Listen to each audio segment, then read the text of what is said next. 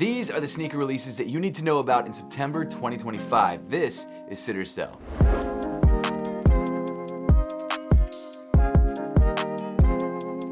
Starting things off on September 4th, because I'm actually filming this video on September 1st, so I missed a couple releases, we've got the Converse Shea 001 Butter. This is the first signature sneaker of the reigning MVP and Finals MVP Shea Gilgeous-Alexander, or SGA. And I mean, let's be real here, why do his MVPs have to stop in the NBA? He could win sneaker MVP with this shoe because it's that good. Last year, Anthony Edwards took the world by force with his AE1 signature sneaker. This year, it looks like another debut sneaker will do the same thing, but it's not Anthony Edwards, although his AE2 is pretty clean. That shoe, of course, is the Shea 001, and the reason being is that it could be a performance beast on court, and it also looks amazing both for lifestyle and for on-court wear. Now, this first colorway, as you might have been able to guess from the name, is inspired by Timberland, or Butters. It comes in an all-tan look with materials that kind of look like leathers or suedes. I've never actually seen a pair in hand, so I'm not totally sure, but it looks really clean. I love the sort of 3D modeling on the upper, and it's definitely a pair that I want to grab, and for 130 bucks, it's priced pretty well too. I know this shoe is technically a pair of Nikes because Converse is owned by Nike, and it's also dropping on the sneakers app, but all of these brands outside of Nike have been dropping insane signature sneakers,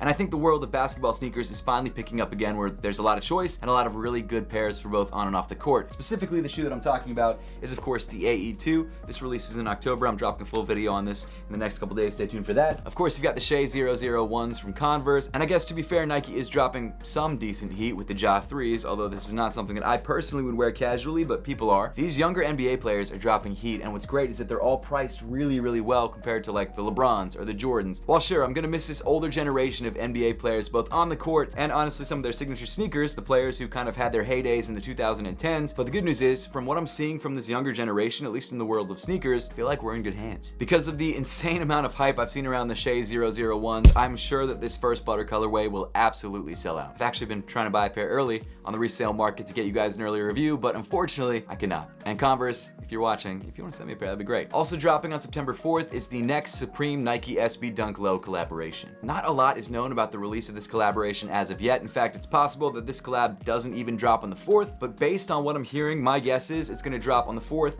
which is a Thursday, of course, on Supreme's website and probably in store at Supreme. And then a couple months down the road, we may get a release on the sneakers app. Now, while we might not know much about the sneaker release itself, we do seem to know a lot about the sneakers that are dropping. There are 5 different colorways: a white, a gray and red, a blue and black, a purple and gray, and a yellow and gray. Each one of these sneakers features the 94 branding on the lateral side of the heel, of course the year that Supreme was founded, 1994. Each shoe also has Supreme's logo debossed into the midsole right in the midfoot, which is actually a pretty nice touch. They all also seem to be suede, except for one pair, the white pair, which comes in leather. As far as the expected pricing, it seems like each pair is going to retail for 135 bucks. However, unlike a lot of other Supreme drops or Supreme Nike collaborations, you probably will not be able to buy all of these pairs at the same place. A lot of times whenever Supreme drops a collaboration, they'll drop 3 different colorways in store and then like 2 on the sneakers app. Like one pair is exclusive to Supreme. In this situation, however, while that could still be the case, it does seem like some of these colorways will be regional exclusives, which means that even if you're first in line at the Supreme store on the day of release, you probably can't buy all 5 colorways at any particular Supreme store. Based on information from houseofheat.co, it seems like there will be 3 regional exclusives,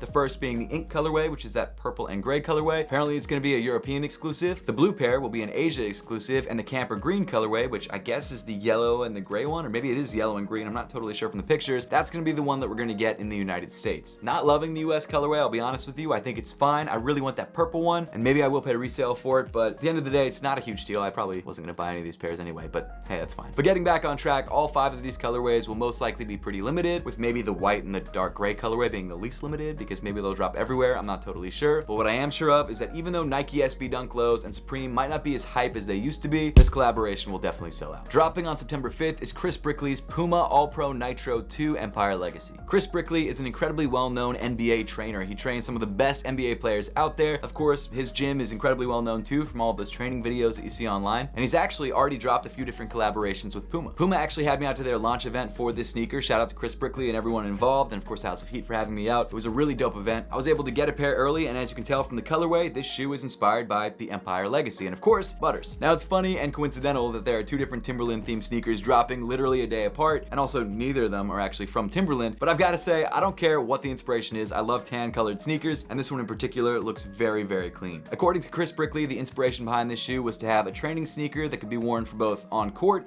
and also lifestyle wear, and that's exactly what he did with this pair. You've got some very high quality feeling suedes, you've got some nice tumbled leather, you've got of course Puma Nitro in the midsole, which makes it very soft, and I can tell you from personal experience, because they made us train at the event, that this shoe does train well on court. If you want to check it out, it drops on October 5th for 140 bucks. Will it sell out? I'm not totally sure. My guess is probably not, unless it's incredibly limited. So we'll have to wait and see. I genuinely don't know if it's going to sit or sell, so I'm giving it a sit. Also dropping on the 5th is Salehi Bembury's latest collaboration with New Balance, the New Balance 1000 Fog Be the Cloud. I'm really stoked that Salehi is collaborating on the New Balance 1000. It's a silhouette that I've really started to love. It's a weird combo of like retro and futuristic, and his collaboration kind of ties it all together and makes it feel a bit more eclectic, which I like. For the Fog Be the Cloud colorway, a majority of the upper comes in blue. You've got some meshes kind of hidden between some of the different panels on the upper of the shoe. You've got this dark green suede on the toe, accented by a dark green midsole, and you've also got these hits of pink and yellow, which I really like. Super dope and different when it comes to colorway. We don't see a lot of these colors comboed together, and they look really good. Now, as far as pricing goes, this shoe should be dropping for a retail price of 160 bucks. I'm actually not totally sure what the resale price is going to be. It looks like right now in my size, a couple days before the release, 310, 280, depending on your sizing. But as we've seen with just about all of the other Salehi Bembury New Balance collaborations, I think this shoe, especially at this price point, will probably sell out very quickly. There was that one pair that released maybe 2 or 3 months ago, the purple one, which was incredibly clean, but it was priced at like $275, which is really, really high, and in a lot of cases already like the resale price. So that pair I don't think moved that quickly. It's completely sold out now, but initially it sat for a bit. This pair though, because it's priced honestly reasonably, I think this pair is definitely gonna sell out. Speaking of pairs that are priced incredibly high at $275, we've got the Nike Craft Mars Yard 3.0 by Tom Sachs. Now obviously Tom Sachs' reputation has not been the greatest over the last year or so. I'm not gonna get into it, but you guys can do your own research. And it wasn't totally clear whether Nike was gonna drop another pair with him or not. But it looks like this collaboration is moving forward, and even though some of the test colorways that we saw were like black and I think black and white, I don't remember exactly what it was. Shout out to Brendan Dunn. I think he was one of the testers, and I saw his Instagram and he was wearing a pair, but I don't remember exactly what the colorway was. But either way, we're getting this new 3.0 in the sort of OG tan, white, and red colorway. Now apparently the only way to gain access to this shoe is to participate in the ISRU camp, which is this sort of summer-long online challenge that they're hosting, and I think you have to sign up and download the app and complete like weekly challenges. And honestly, because it wasn't super widely publicized, there's a good chance that people who did do this sort of camp or challenge or whatever it was, they probably have a good chance of grabbing the shoe. But even with that, it's still probably going to be very limited and most likely resell for a lot of money, as all the other Tom Sachs Mars Yards have. As of right now, there is no word on a wider release. It's very possible that this could be the only release, but knowing Nike and the fact that they've been dropping all of their grails again over the last couple years, I think that there could be a wider release, but I have no basis for that. I'm just guessing. But as you probably could have guessed at this point, yes, I'm gonna give this shoe a sell, and it's probably gonna resell for a lot of money. So if you entered that camp, let me know in the comment section down below. Let me know if you got a pair for retail and what you had to do. And actually, by the way, if you want to grab any of the shoes mentioned in today's video, I've made sure to link them through the YouTube shopping tab on your screen. You can grab them all for resale, maybe some for retail. I don't know. I'll just link whatever I can. Dropping on November 6th, we've got the Nike SB Dunk Low Limousine skateboards. The design of this sneaker is inspired by playing catch with the football, and that's why the entire upper of the shoe comes in what seems to be football leather. Kind of a cool pair for the start of football season. Maybe this is the pair that I wear to Ravens games. Of course, being a Limousine skateboards collaboration, it's got the word limo embroidered onto the heel in place of the Nike logo on the left shoe, and throughout the sneaker you'll find other Limousine branding. This pair drops for $135 on the sneakers app and presumably in skateboarding stores. It could have already dropped. I'm not too familiar with the skateboarding release calendar, but either way, it's dropping on the 6th for 135 bucks.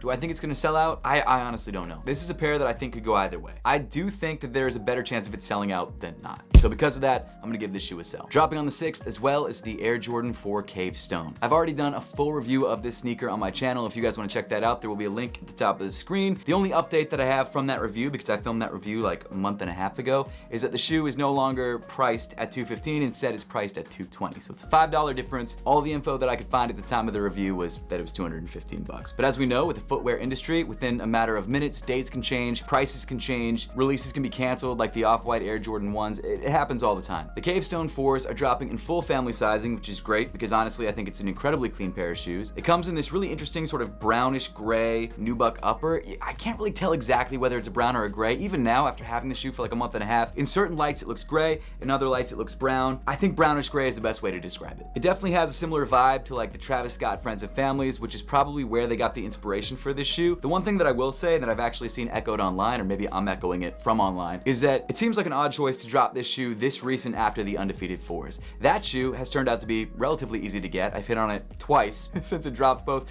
on the Undefeated website and on sneakers. I got my Undefeated pair in, and my sneakers pair is coming in, I think, later this week. So it doesn't seem like it's an impossible shoe to hit. In fact, I think resale prices currently in my size are like $350, which is about $100 over retail, which is crazy for a pair of shoes that used to resell for $44,000. Literally, it sold in Sotheby's for $44,000. People are like, that's just the asking price. No, it sold for that like 3 years ago. That being said, if you haven't grabbed a pair of Undefeateds and want to check out the current resale prices, I've made sure to link it through the YouTube shopping tab on your screen right up there. But the Cavestone 4s feel similar in a lot of different ways. The first is that the materials are similar. They're both kind of a nubuck material. The second is that they're both kind of like a neutral color. Even though the Undefeateds are green, it's more of a neutral green. It's not exactly like a bright green. It's kind of like a grayish forest green. Cavestones are a similar way. They're not exactly brown. They're sort of a grayish brown. They're both Air Jordan 4s, and they're both very fall friendly. Realistically, do you need two pairs of Air Jordan 4s that look this similar? Probably not. The good news is that the resale on the Cavestone 4s is not that crazy right now. In fact, in some cases, I've seen it for below retail. Obviously, after fees and things, you're gonna pay more than retail, but once the pair actually releases, I'm sure the price is gonna plummet. So even if you spend resale on the Undefeateds, you could probably grab this and still be paying about the same price if you bought them both for retail. Now, with all that being said, what's interesting about this pair is that because the shoe is sitting at around retail right now, and again, in some cases under retail, I think that the hype is not super high for this pair, and there's probably gonna be a lot of these pairs, so my guess is that it should probably end up sitting. Will it sit for a long time? I kinda doubt it, but realistically, you could probably walk into your local Foot Locker, find it on the day of release, no problem. So because of that, I'm gonna give this shoe a sit. Now, I just wanna remind everyone that a sit or sell rating doesn't mean a shoe is good or bad. Sell doesn't mean it's dope, and sit doesn't mean it's nope.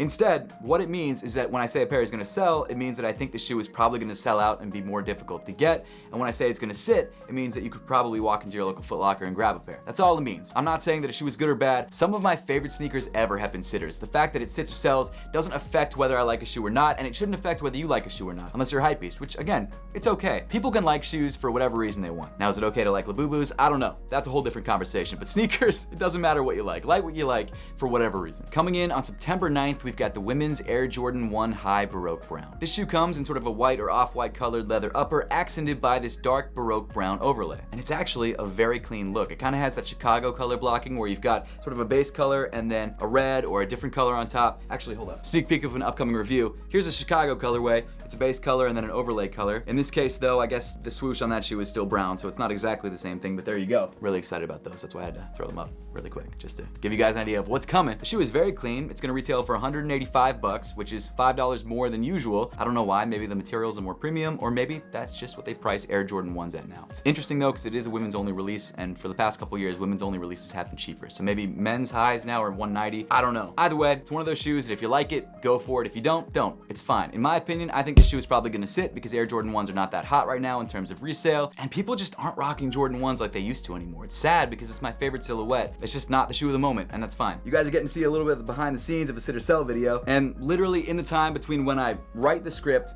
and then when I film the video, the shoe gets pushed back, and it seems like that could have happened here. I won't go too into depth though, because it's very possible that it drops October 30th and not September 10th. Now, the shoe that I'm talking about is the Nike Kobe 9 Elite Low Moonwalker. Returning for the first time since I think 2014 when it dropped, correct me if I'm wrong about that, the Moonwalker colorway comes in this beautiful black and purple makeup. The retail price on this pair is gonna be $210, and honestly, it's one of those colorways that I just never thought was gonna come back. Now, in addition to this shoe being popular when it first dropped, it was also most recently worn by Caitlin Clark, once again, kind of upping the popularity a little bit, and I do think it's a pair that people are excited about. Now, it's expensive at $210, and Kobe 9 Elites haven't really been moving like that, especially not the high top versions, but it's a shoe that I think is clean, it's wearable, and if I can get a pair for retail, possibly below, I'm gonna go for it. Now, the question is, will this shoe sit or sell? I really don't know, because I've seen Kobe 9 Elite Lows sitting in sneaker stores. It's something that's not completely uncommon. Now, they do tend to sell out on the sneakers app, but like, I've seen one at my local Foot Locker. So because of that, I'm gonna lean towards sell, just because the colorway I think is a bit more popular than the all white colorway, but I really could be wrong. It might not be that difficult of a cop, so I'm gonna give it a sell, but don't pay resale. I don't think resale is gonna be worth it. Releasing on September 11th, we've got the Nike Dunk Low Pink Rise. This shoe is the return of a feature that we don't see a lot on Nike sneakers anymore, and that is the clear plastic upper. We actually did have this detail on the eBay Dunks that dropped a couple years ago, and of course we've had like clear Air Force Ones and things like that for a while. We've had the Invisible Women's, all sorts of stuff. But in this case, this shoe comes with the black leather upper, accented by a clear midfoot panel and toe that fades from a pink to a clear. And actually, as someone who owns a sock brand, this is dope. Shout out to Apothecary, by the way. If you missed out on our mule, I'm sorry, that's too bad. It's gone. We didn't expect it to sell like that, but it sold really well, so thank you to everyone who supported. We had a certain number in mind, it went over that number, and then Zellerfeld said, we'll keep it running for a minute, but then we're gonna have to cut it off because we don't have enough printers to print all of it in like a timely fashion. Really blown away by the support. You guys are incredible. Thank you so much, seriously. Also, if you haven't checked out our socks, these shoes would be great for rocking the socks with because you can see them. Also, these shoes get hot. This clear material, oh man, it gets foggy too because you start to sweat. It's kind of disgusting.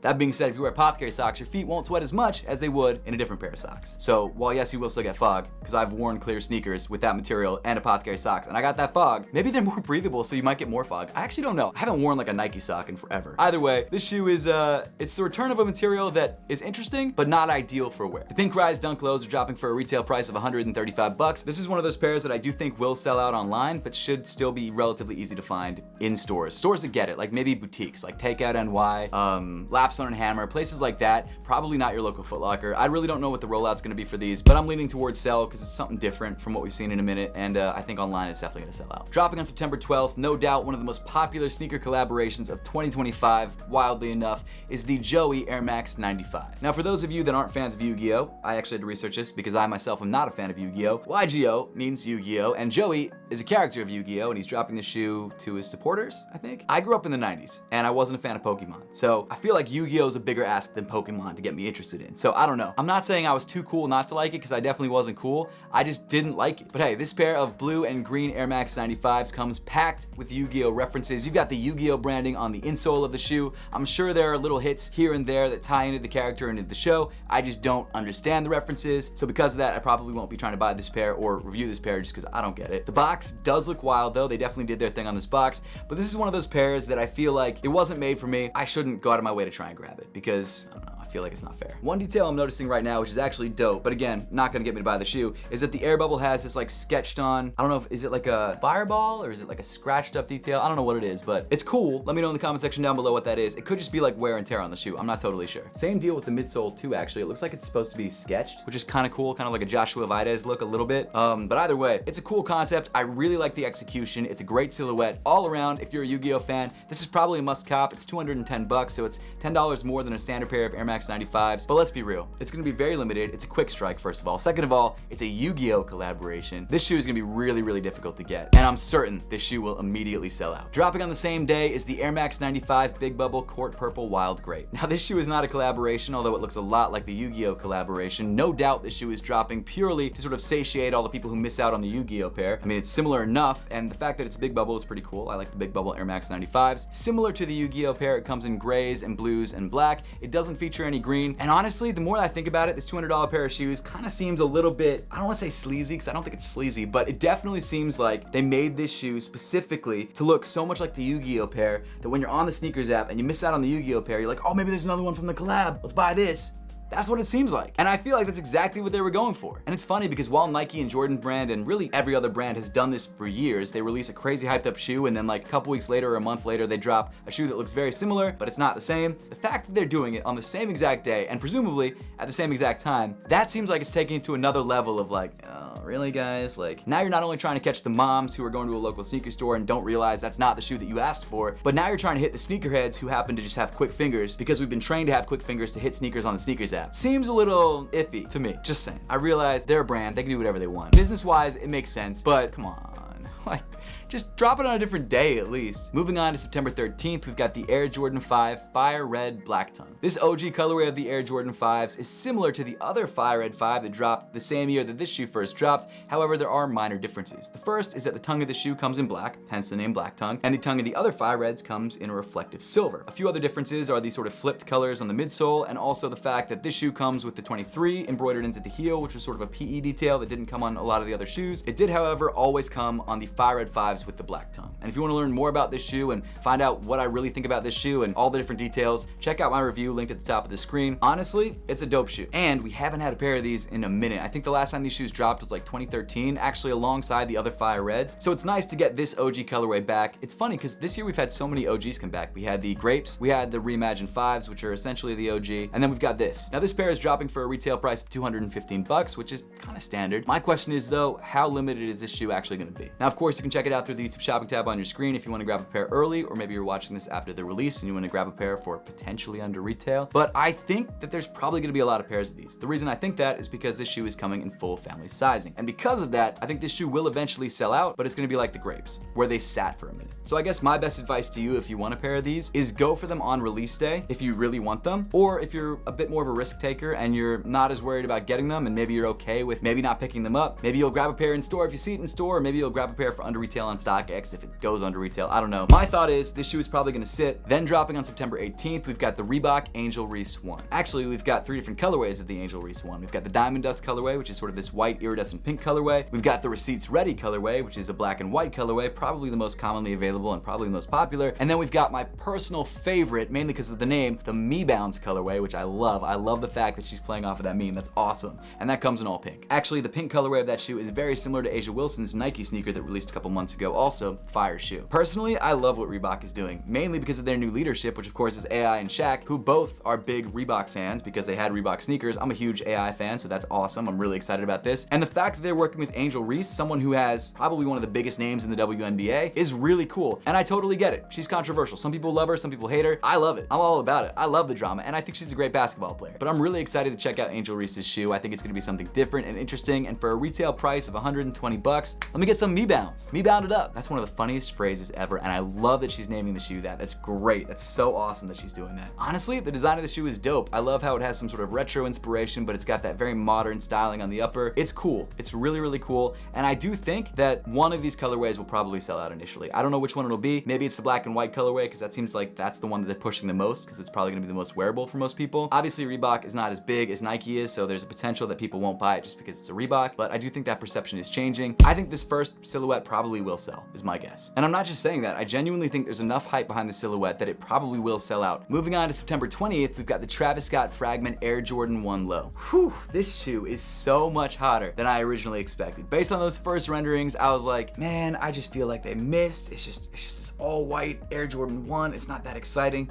But then I saw a pair in person at SneakerCon New York, actually, and I was like, nope, this shoe is dope. This shoe is incredibly fire. And the main reason I'm feeling that way is not because of the hype. It's not because it's a Fragment collaboration, although I do love Fragment. It's because I really love the color variation on the shoe. It's very subtle. You've got this sort of aged cream midsole, but then you've also got this sort of off-white, almost white leather upper, accented by these sort of yellowish or aged edges that really set the shoe off. Pair that with the backwards blue Nike swoosh and the bright blue hits on the sock liner, on the heel, and on the outsole. And this is one of those shoes that I think is gonna be hot and super easy to wear. It also seems like they're doing something a little bit different with the laces out of the box. Like there's this weird sort of checkerboard lace kind of tied to the bottom of the other laces at the bottom of the shoe, or I guess at the bottom of the tongue. I'm not sure if those laces are long enough to actually wear on the shoe, or maybe that's just a little accent detail that you're supposed to wear with the shoe. This shoe's dope, and I really, really want a pair. Will I be able to get a pair? Probably not. From what I've heard, the retail price of this shoe is gonna be 150 bucks, and this is all rumors and speculation, but it's what I've seen online. This shoe may only drop on Travis Scott's website and only drop once, and never drop on the SNKRS app. Now, again, all speculation. I have no idea if that's true, but that's what I've heard, and if that's the case, this shoe is gonna be way more limited and way more difficult to get than we ever expected. If anyone out there works at Travis Scott or Fragment or Jordan Brand and wants to send me a pair to review, I'll send it back. Just let me hit that review really quick. I just wanna see a legit pair in hand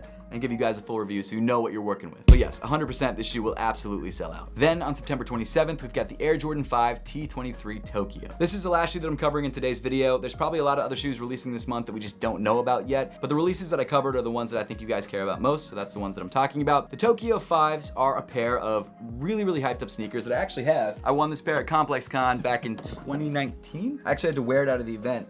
Check out my vlog if you haven't yet. It's like a vlog from 2019. Heskix in it. He's got his pair. He was actually wearing a sample pair. This pair is from 2011, and I'm afraid now that it may crumble if I wear it again. I've worn it once. It's probably one of those shoes that I should throw on every couple months and just make sure the foam in the midsole is good, because if it crumbles, that would suck. But either way, they are re-releasing this shoe September 27th, and apparently only in Japan. So while it's gonna be easier to get than this first pair, I think there was maybe like almost 100 pairs of these. They were dropped, I think, at the opening of the Jordan store in Japan, which is actually no longer open. It's a new Jordan store, but they dropped these exclusively for that event. in 2011. So while the new pair won't be as limited as this pair, it will still probably be difficult to get. That being said, I don't see the resale price of that shoe being that crazy. I think it's probably gonna hover around what the undefeateds are at, like maybe 350, 400. I'm not totally sure. I actually already bought a pair of that shoe on GOAT for I think like 550 to give you guys a comparison and full review of that pair versus the OG pair, kind of see some differences and talk about the shoes. So resale really isn't crazy, and it's actually shipping from GOAT fulfillment in Japan. So it's definitely just a Japanese only exclusive. Retail price on that pair is 215 bucks, and in my opinion, it will absolutely sell out. So good luck getting a pair. I know there's a lot of people out there like, oh, I don't need the old Tokyo 5s because I'm gonna get the new ones, and that's probably true. You don't need to spend $3,500 on these, get the new ones, but still, it's not gonna be super easy. But hey, with all that being said, let me know in the comment section down below which one of these releases you're looking forward to most. Let me know which releases that I missed that maybe you guys want to hear about. Maybe I'll do a video on those releases whenever they drop. And as always, thank you so much for watching. Make sure to subscribe if you haven't yet, and I'll see you all in the next one.